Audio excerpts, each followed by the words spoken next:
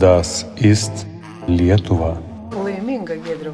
Realizavau savo mintį, leidau savo tokią prabangą realizuoti tai, ką norėjau. Čia surinkta kolekcija 40 vienetų eksponatų aukštaitiškų lovatiesių plius viena dzūkiška. Šita smetoninių laikų tarpukario, greičiausiai apie 1930, 1940. Tuo laikotarpiu sukurta, kadangi vilna, tai labai puikiai išsilaikiusi. Prie lovatiesių pridedu daug kur aukštaitišką tarme uteniškių parašytos poezijos. Jos visos atėjo skirtingais keliais, skirtingo likimų, ko gero galima taip pasakyti. Vienos padovanotos, kitos paveldėtos, kitos išmestos, kitos tiesiog pačios įsibrovė į šitą parodą atsitiktinumų dėka, aukštaitišką. Kadangi auksinė spalva, tai pritaikytas eilėraštis apie saulę ir dangų. Pavyzdžiui, šita raudona yra nuimta iš serviso, dažytas automobilis buvo ir buvo uždengtas saugota šilkinė. Čia yra šilkas, senas, 100 metų. Matyt, maždaug. Ir jisai saugojo automobilį dažytą.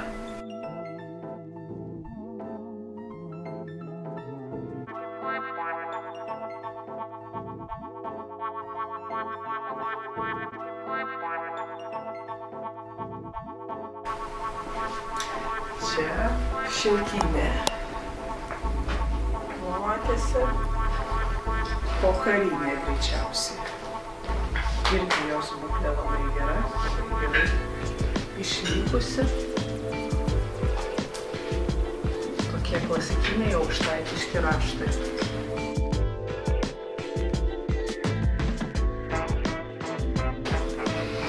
Labai graži spalva.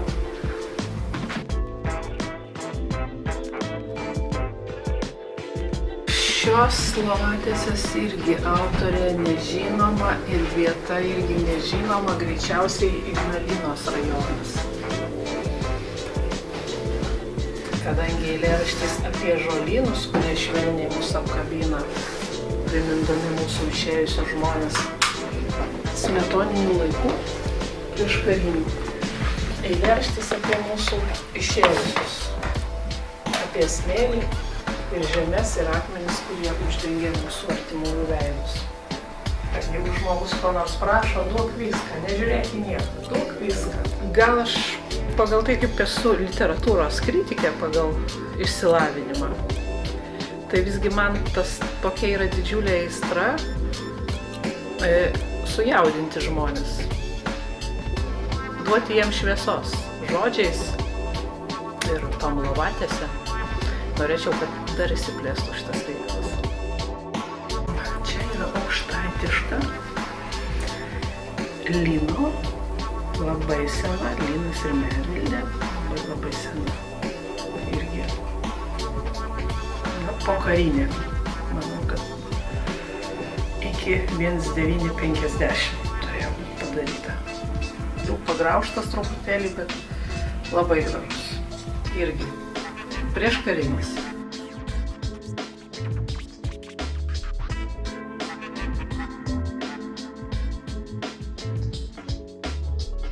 Labai storas ir gražus šilkas.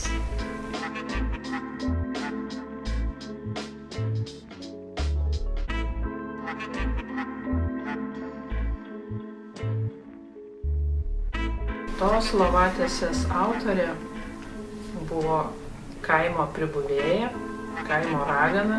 Čia vienas seniausių šis kūrinių.